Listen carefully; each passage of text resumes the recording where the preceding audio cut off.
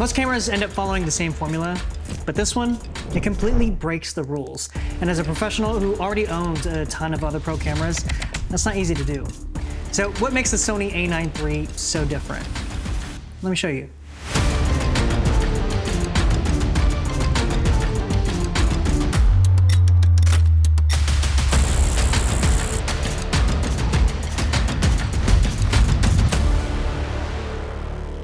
So I've been stress testing this camera for a little over a month, and with the production work slowing down to a crawl, I've been doing a lot more content creator style jobs, which meant I needed a solid hybrid camera, something fast, versatile, and compelling enough to add into my already substantial camera collection.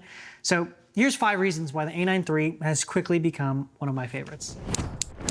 So I've been in the market for a hybrid camera that could serve my needs for both stills and video, and more importantly, one that could actually keep up with me. I used to have an a7 IV, which was honestly a lovely camera, but it ended up selling it because I just didn't use it at the time. And I've had the GFX 100 II for over a year, and it's absolutely my favorite stills camera, but it just can't handle fast action very well and is definitely not what that camera was designed for, in my opinion. That led me to the A1 II. It's Sony's flagship, and I thought it'd be a great B camera to the Burano since it has a similar, if not the same, sensor. But then I thought to myself, the whole reason for getting another alpha body was for speed, so I figured why not go for speed?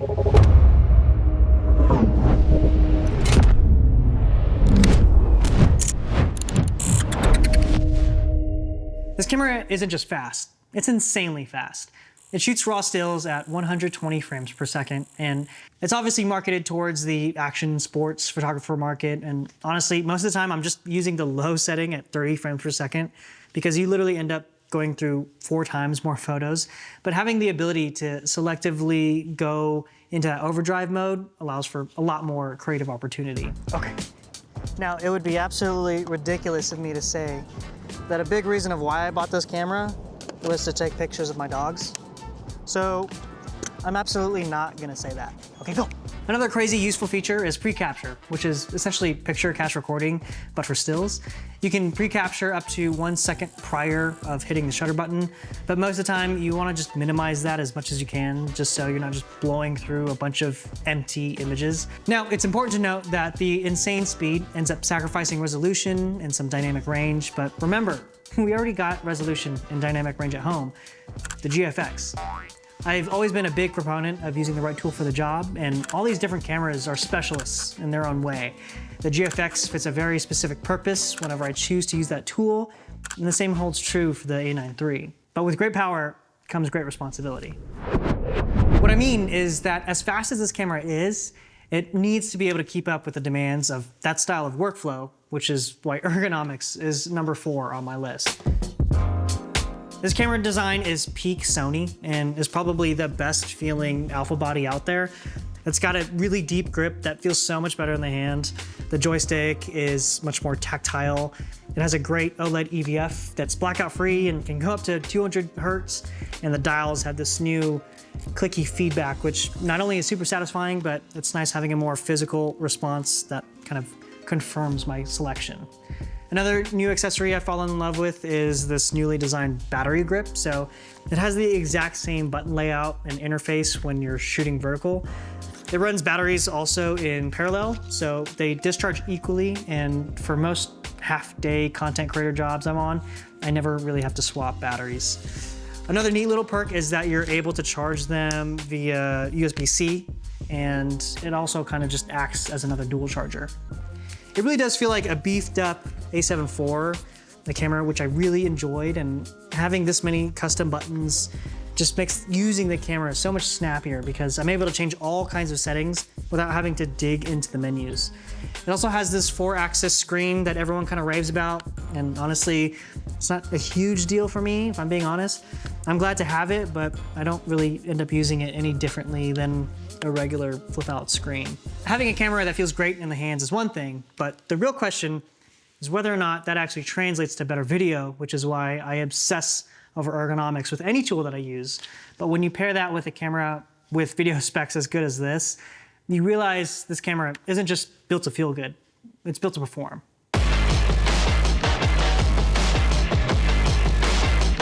When speed and ergonomics come together, you get a hybrid camera that doesn't just shoot great stills, it also delivers some serious video performance, which is why video quality is number 3 on my list. As a hybrid mirrorless camera, the A9 III captures really amazing 4K, which was probably one of the biggest selling points for me. I wanted a great 4K codec without having to deal with pixel binning or line skipping, which is honestly what drew me to the A9 III because it oversamples this full pixel readout from the full 6K sensor. So we're retaining full detail, getting better noise performance with reduced aliasing. And if I'm being totally honest, whenever I'm using the Burano, 90% of the time I'm just using the UHD full frame crop codec because most clients don't need or even want 8K, and dealing with the extra storage ends up being more of a headache in the long run. So as much as the A1 II would have complemented the Burano, I just don't want to deal with the extra resolution and would really rather prefer a cleaner 4K image.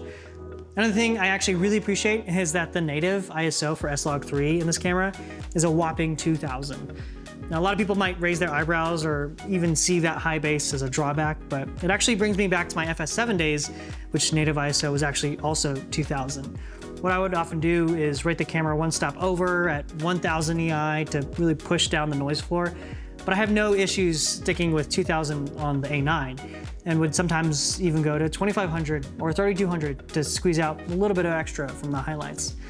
It's kind of refreshing because, and tell me how many times this has happened to you, where I'm shooting with the FX3 and 640 EI is often way too low, but then 12,800 is just way too high, so I have to end up using NDs indoors anyway, whereas the A9 III is kind of in that sweet spot for indoor sensitivity. And if I need even more, there's also the second base ISO at 6400. So while 2000 ISO might seem a bit odd, Sony didn't just slap this onto the A9 for no good reason. In fact, this higher base is directly tied to what I think is one of the biggest recent breakthroughs in camera technology, while also opening a huge can of worms. But before I talk about that, I want to first mention this video sponsor, and that's Cordbag. Cordbag makes really high quality storage accessories that I honestly bring with me on every set to help stay organized. They're made with high quality durable materials so that you can actually rely on them when you're using them in the field. They actually have a few brand new products, which I haven't mentioned yet. One of them are these new cute little fused mini pouches, which are great for smaller media or any other tiny knickknacks that you have lying around. I'm actually redoing my AKS case, so I've been using them to store small things like cable ties and shorty VNCs. One thing I love about them is that they stack on each other, so you can keep things super tidy, and they also work with the original cord pouch. Another brand new product I'm really excited about are the Brick series, which are kind of like little camera cubes, so they end up fitting bulkier items a lot easier than the cord pouch. I'm currently using the full brick for a lot of random camera AKS and also these Core Snap batteries that I'm actually currently doing a video for. The half brick ends up being really great for media since the pouches tend to get a little slim if you have a lot of cards and you're also trying to fit in the card reader. If you're interested in getting some for yourself, you can use my code down in the description for 15% off. So get organized and check out Cordbag. Before I talk about why I think this sensor is such a big deal, we need to first talk about modern sensor technology. Rolling shutter seems to be a pretty hot topic on YouTube right now, and there seems to be a lot of people on both sides of the coin. On one hand, you have those that seem to base their entire opinion of a camera solely based off of its sensor readout performance. Take the Burano, for instance, which is actually what I'm currently filming this video with on right now. I was of the opinion that the rolling shutter was kind of a bummer given the $25,000 price tag, but I didn't just write it off. I still think it's an excellent all-around tool and was by far my most used camera on set last year. Then you have the camp who say that rolling shutter isn't a big deal. How often are you actually filming like that? And to that, I'd say pretty often actually. If you've been paying attention, you'll notice a new kind of cinematography filmmaking trend that is playing heavily into the fast cuts, high motion blur, and heavy sound design. And I think a lot of that has to be attributed to the rise of social media and the importance of audience retention. Don't get me wrong, I'm not trying to bash any trends, and I personally think it's a really cool way of storytelling, but there are times when I'm filming athletes on a rower and I'm literally just whip painting back and forth. Or if I'm running alongside someone and have elements whizzing past the camera. No, it's not like I'm shooting whip pans exclusively, but I want to have that option, and it's nice having a tool that's specifically prepared for that moment. At the same time, Jason Morse hit it right on the head, and that's if the average viewer, who probably doesn't know anything about rolling shutter at all, is distracted by a rolling shutter, then you've probably already lost them with your story. That being said, I still really like the idea of having a small hybrid mirrorless camera that was completely devoid of any motion artifacts. And another huge benefit of a global shutter is that any sort of banding from flickering is completely eliminated. So no matter what kind of environment I'm in, no matter what fixtures are around, my shots won't be ruined with half-baked exposure, since the entire sensor has an instant readout. But as novel as this global shutter is, it also comes with a huge catch. But before I go into that, I want to first explain how modern sensors work.